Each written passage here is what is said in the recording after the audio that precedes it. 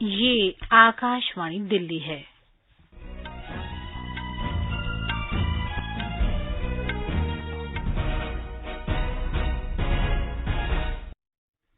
राष्ट्रपति द्रौपदी मुर्मू ने कहा कि भारत को ज्ञान शक्ति बनाने में केंद्रीय उच्च शिक्षा संस्थानों की बड़ी जिम्मेदारी है। राष्ट्रीय राजधानी में पिछले 2 दिन से हो रही मूसलाधार वर्षा से दिल्ली में बिगड़े हालात की समीक्षा के लिए आज मुख्यमंत्री अरविंद केजरीवाल ने सभी विभागों के साथ आपात बैठक की। हरियाणा के हथिनीकुंड बैराज से बड़ी मात्रा में पानी छोड़े जाने के बाद आज शाम 5 बजे यमुना नदी के जलस्तर ने खतरे के निशान को पार कर लिया। भारत के उत्तरी भाग में मूसलाधार वर्षा के कारण दिल्ली में यमुना का जलस्तर लगातार बढ़ रहा है।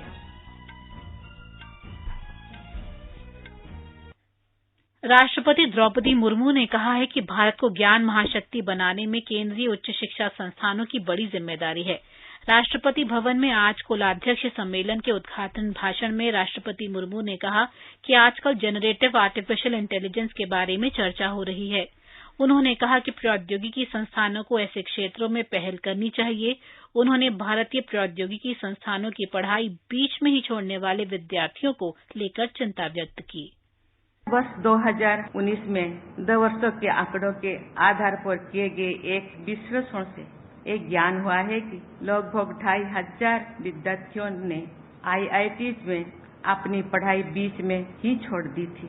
उन विद्यार्थियों में लगभग आधे विद्यार्थियों आरक्षित वर्गों से ही है। अपनी पढ़ाई बीच में ही छोड़ देने वाले लगभग 100 विद्यार्थी थे और उनमें अधिकांश विद्यार्थी आरक्षित वर्ग से थे। ड्रॉप आउट्स की समस्या पर बहुत संवेदनशीलता के साथ विचार करने और समाधान निकालने की आवश्यकता है।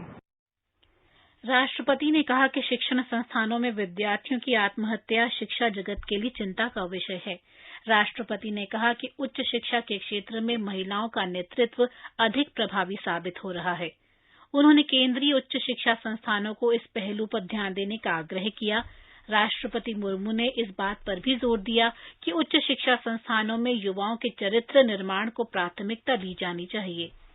भारत के राष्ट्रपति उच्च शिक्षा के 162वें केंद्रीय संस्थानों की कुलाध्यक्ष हैं। सम्मेलन को केंद्रीय शिक्षा मंत्री धर्मेंद्र प्रधान ने भी संबोधित किया। राष्ट्रीय राजधानी में पिछले 2 दिन से हो रही मूसलाधार वर्षा से दिल्ली में बिगड़े हालात की समीक्षा के लिए आज मुख्यमंत्री अरविंद केजरीवाल ने सभी विभागों के साथ आपात बैठक की। इस दौरान मुख्यमंत्री ने सभी विभागों से जल भराव और नागरिकों को हो रही समस्याओं का जायजा लिया। बैठक में श्री केजरीवाल ने दिल्ली में 3 जगहों पर वर्षा से धंसी सड़क की जांच के आदेश दिए। इसके अलावा सभी निर्माण कार्यों को तत्काल रोकने के भी निर्देश जारी किए गए हैं। नालों के मुंह में फंसे कचरे की सफाई के लिए कर्मचारियों को तैनात किया गया है। सड़कों पर जाम की स्थिति पैदा न हो, इसके लिए संवेदनशील पॉइंट्स पर ट्रैफिक पुलिस को अधिक फोर्स लगाने को भी कहा गया है। श्री केजरीवाल ने कहा कि बारिश से जल भराव और सड़कों में बने गड्ढों को ठीक करने के लिए कई फैसले लिए गए हैं। उन्होंने बताया कि लोक निर्माण विभाग के 680 पंप लगातार काम कर रहे हैं। इसके अलावा 326 अतिरिक्त पंप सेट लगाए गए हैं और 100 मोबाइल पंप भी काम कर रहे हैं। श्री केजरीवाल ने कहा कि पिछले 40 वर्षों में पहली बार दिल्ली में इतनी वर्षा हुई है जिस कारण लोगों को परेशानी हुई है। मुख्यमंत्री ने आश्वासन दिया कि दिल्ली में अभी बाढ़ का खतरा नहीं है और सरकार हर स्थिति से निपटने के लिए तैयार है। इस आपात बैठक में दिल्ली सरकार के सभी कैबिनेट मंत्री समेत दिल्ली नगर निगम की महापौर डॉक्टर शैली ओबराय और संबंधित विभागों के अधिकारी मौजूद रहे। मूसलाधार वर्षा के बाद दिल्ली में जल भराव और बिगड़े हालात को लेकर कांग्रेस ने दिल्ली सरकार की कड़ी आलोचना की है। कांग्रेस ने कहा है कि मुख्यमंत्री अरविंद केजरीवाल ने बीते 9 वर्ष में दिल्ली को विश्व स्तरीय बनाने के शगुफे के अलावा कोई काम नहीं किया है, जिसका नतीजा है कि आज पूरी दिल्ली जलमग्न है। प्रदेश कांग्रेस के मीडिया विभाग के अध्यक्ष अनिल भारद्वाज ने कहा कि दिल्ली सरकार अगर पिछले वर्ष के अपने घोषणा पत्र पर अमल करती और जल भराव के लिए 1500 रेन हार्वेस्टिंग पिट्स बना देती तो राजधानी में जल भराव की इतनी भयावह स्थिति नहीं होती। श्री भारद्वाज ने कहा कि मुख्यमंत्री केजरीवाल ने खुद स्वीकार किया है कि दिल्ली का मौजूदा ड्रेनेज सिस्टम मानसून की बारिश को झेलने में सक्षम नहीं है, जो दिल्ली सरकार की सबसे बड़ी विफलता को दिखाता है। हरियाणा के हथनी कुंड बैराज में बड़ी मात्रा में पानी छोड़े जाने के बाद आज शाम 5 बजे यमुना नदी के जलस्तर ने खतरे के निशान 205.33 मीटर को पार कर लिया है। यमुना नदी के किनारे बसे इलाकों को प्रशासन द्वारा खाली करवाया जा रहा है। आज सुबह राजस्व मंत्री आतिशी ने भी अधिकारियों के साथ मोटर बोट पर यमुना नदी के विभिन्न हिस्सों में जाकर मुआयना किया। इसके साथ ही आपात स्थिति में विभागों द्वारा राहत और बचाव कार्यों संबंधी तैयारियों का भी निरीक्षण किया गया। मंत्री ने बताया कि राहत और बचाव कार्यों के लिए यमुना नदी में 50 से अधिक मोटर बोट तैनात की गई हैं, जिस पर बचाव संबंधित सभी जरूरी उपकरण मौजूद हैं। इसके अलावा गोताखोर और मेडिकल की टीमें भी बनाई गई हैं, जिन्हें अलर्ट पर रखा गया है। राजस्व मंत्री ने बताया कि पल्ला गांव से लेकर जैतपुर तक यमुना के खादर वाले इलाकों में पैनी नजर रखी जा रही है। इसके अलावा यमुना नदी के पास के निचले इलाकों में से लोगों को निकालने के लिए लगातार मुनादी की जा रही है। यमुना के निचले इलाकों में लगभग 40,000 लोग रहते हैं, जिन्हें सुरक्षित स्थानों पर भेजना शुरू कर दिया गया है। मंत्री ने बताया कि सभी लोगों के रहने और खाने के लिए पुख्ता इंतजाम किए जा रहे हैं। प्रादेशिक समाचार आप आकाशवाणी दिल्ली से सुन रहे हैं। ताजा समाचार जानने के लिए आप हमारी वेबसाइट newsonair.com पर लॉगिन कर सकते हैं।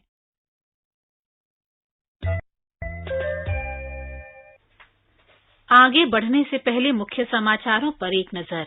राष्ट्रपति द्रौपदी मुर्मू ने कहा कि भारत को ज्ञान महाशक्ति बनाने में केंद्रीय उच्च शिक्षा संस्थानों की बड़ी जिम्मेदारी है। राष्ट्रीय राजधानी में पिछले 2 दिन से हो रही मूसलाधार वर्षा से दिल्ली में बिगड़े हालात की समीक्षा के लिए आज मुख्यमंत्री अरविंद केजरीवाल ने सभी विभागों के साथ आपात बैठक की। हरियाणा के हथनी कुंड बैराज से बड़ी मात्रा में पानी छोड़े जाने के बाद आज शाम 5 बजे यमुना नदी के जलस्तर ने खतरे के निशान को पार कर लिया है। दिल्ली पुलिस की अपराध शाखा ने रतन लाल हत्याकांड में शामिल घोषित अपराधी को मणिपुर से गिरफ्तार किया है।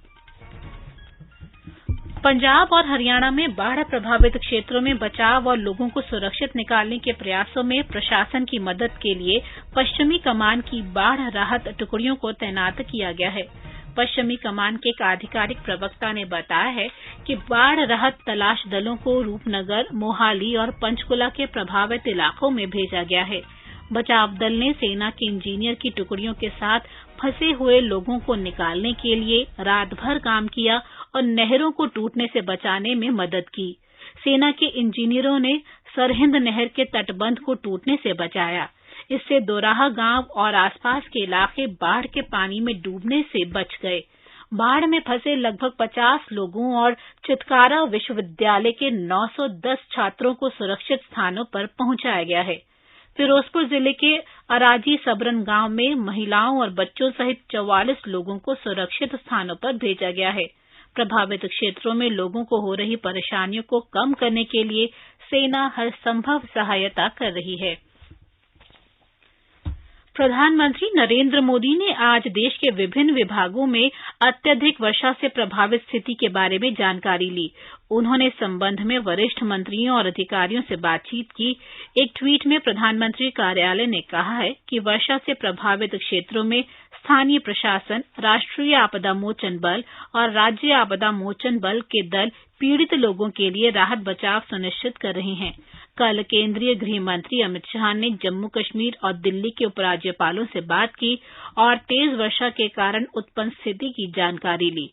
उन्होंने पंजाब और हिमाचल प्रदेश के मुख्यमंत्रियों से भी बात की और हर संभव सहायता प्रदान करने का आश्वासन दिया।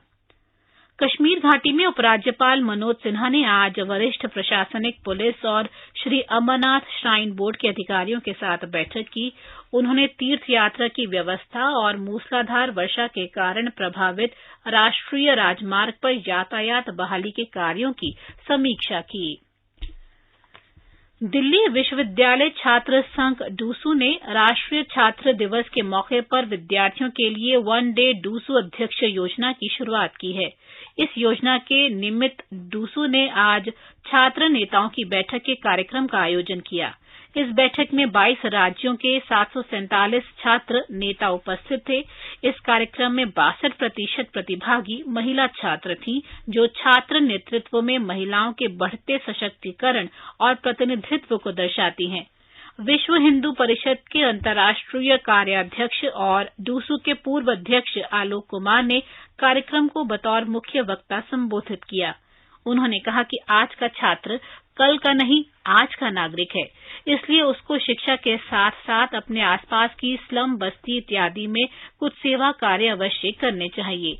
देश की एकता, समान नागरिक संहिता, शिक्षा, रोजगार और ऐसे अन्य विषयों पर समझदारी बढ़ाना और उस समझदारी को अमल में लाना अच्छा होगा। केंद्रीय मत्स्य पालन मंत्री पुरुषोत्तम रुपाला ने कहा है कि वैश्विक मत्स्य पालन क्षेत्र में महत्वपूर्ण स्थान बनाने के लिए भारत के पास सबसे बड़ा समुद्री संसाधन मौजूद है। एक रिपोर्ट। चेन्नई के पास महाबलीपुरम में राष्ट्रीय मत्स्य पालन दिवस समारोह के अवसर पर उन्होंने कहा कि मछलियों से संबंधित क्षेत्रों में शोध और उनसे जुड़े रोगों के बारे में जानकारी आज विश्व में अत्यंत महत्वपूर्ण है। उन्होंने कहा कि नरेंद्र मोदी के नेतृत्व वाली सरकार ने मछली पालन के क्षेत्र के विकास के लिए 38,000 करोड़ से अधिक रुपए आवंटित किए हैं। इस अवसर पर अपने संबोधन में केंद्रीय राज्य मंत्री डॉक्टर एल मुरुगन ने कहा कि मत्स्य पालन क्षेत्र में 120 स्टार्टअप्स काम कर रहे हैं। उन्होंने कहा कि ये स्टार्टअप अब मछलियों के कारोबार, उनसे संबंधित उत्पाद और इस क्षेत्र के विकास के लिए आवश्यक सॉफ्टवेयर प्रदान कर रहे हैं। उन्होंने कहा कि मछली उद्योग का निर्यात कारोबार 64,000 करोड़ रुपए का है और प्रधानमंत्री के दृष्टिकोण के अनुसार अगले 25 वर्षों में इस उद्योग को वैश्विक स्तर तक ले जाने की तैयारी है। उन्होंने इस दृष्टिकोण को साकार करने के लिए राज्य सरकारों से केंद्र के साथ सहयोग करने की अपील की है। समाचार कक्ष से मनोज। प्रादेशिक समाचार आप आकाशवाणी दिल्ली से सुन रहे हैं। ताजा समाचार जानने के लिए आप हमारी वेबसाइट newsonair.com पर लॉग इन कर सकते हैं। प्रधानमंत्री नरेंद्र मोदी को इस वर्ष के प्रतिष्ठित लोकमान्य तिलक पुरस्कार से सम्मानित किया जाएगा। तिलक स्मारक ट्रस्ट के अध्यक्ष डॉक्टर दीपक तिलक और रोहित तिलक ने पुणे में आज संवाददाता सम्मेलन में इसकी आधिकारिक घोषणा की। लोकमान्य तिलक की पुण्यतिथि के अवसर पर 1 अगस्त को ट्रस्ट के अध्यक्ष डॉक्टर दीपक तिलक प्रधानमंत्री को पुरस्कार से सम्मानित करेंगे। आकाशवाणी का समाचार सेवा प्रभाग हिंदी और अंग्रेजी में साप्ताहिक लाइव फोन इन कार्यक्रम पब्लिक स्पीक में आज रात 9:30 बजे साइबर हाइजीन इन डिजिटल एरा विषय पर परिचर्चा प्रसारित करेगा। पुलिस उपायुक्त साइबर अपराध प्रशांत प्रिय गौतम और तकनीकी तथा कानूनी विशेषज्ञ सहायक पुलिस आयुक्त जितेंद्र सिंह चर्चा में भाग लेंगे। कार्यक्रम के दौरान 011-2371-7101 और 011-2331-4444 पर फोन कर श्रोता विशेषज्ञों से सवाल पूछ सकते हैं।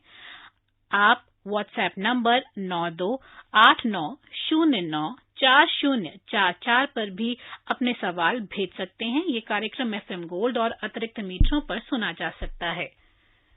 दिल्ली पुलिस की अपराध शाखा ने रतनलाल हत्याकांड में शामिल घोषित अपराधी को मणिपुर से गिरफ्तार किया है। पुलिस ने आरोपी पर 1 लाख रुपए का इनाम घोषित किया हुआ था। पुलिस ने बताया कि एक गुप्त सूचना के आधार पर आरोपी को म्यांमार भारत सीमा के पास से गिरफ्तार करने में सफलता मिली है। वर्ष 2020 में दिल्ली दंगों के दौरान दिल्ली पुलिस के हेड कांस्टेबल रतनलाल की हत्या कर दी गई थी। केंद्रीय गृह और सहकारिता मंत्री अमित शाह 14 जुलाई को नई दिल्ली में किसान उत्पादक संगठनों के माध्यम से प्राथमिक कृषि ऋण समितियों को मजबूत करने के तरीकों पर 1 दिवसीय सम्मेलन का उद्घाटन करेंगे। इसमें क्षेत्र के विशेषज्ञों के साथ साथ संगठनों के सदस्य भी शामिल होंगे। अंत में मुख्य समाचार एक बार फिर। राष्ट्रपति द्रौपदी मुर्मू ने कहा, भारत को ज्ञान महाशक्ति बनाने में केंद्रीय उच्च शिक्षा संस्थानों की बड़ी जिम्मेदारी। राष्ट्रीय राजधानी में पिछले 2 दिन से हो रही तेज वर्षा से दिल्ली में बिगड़े हालात की समीक्षा के लिए आज मुख्यमंत्री ने सभी विभागों के साथ आपात बैठक की। इसके साथ ही प्रादेशिक समाचार बुलेटिन समाप्त हुआ। नमस्कार।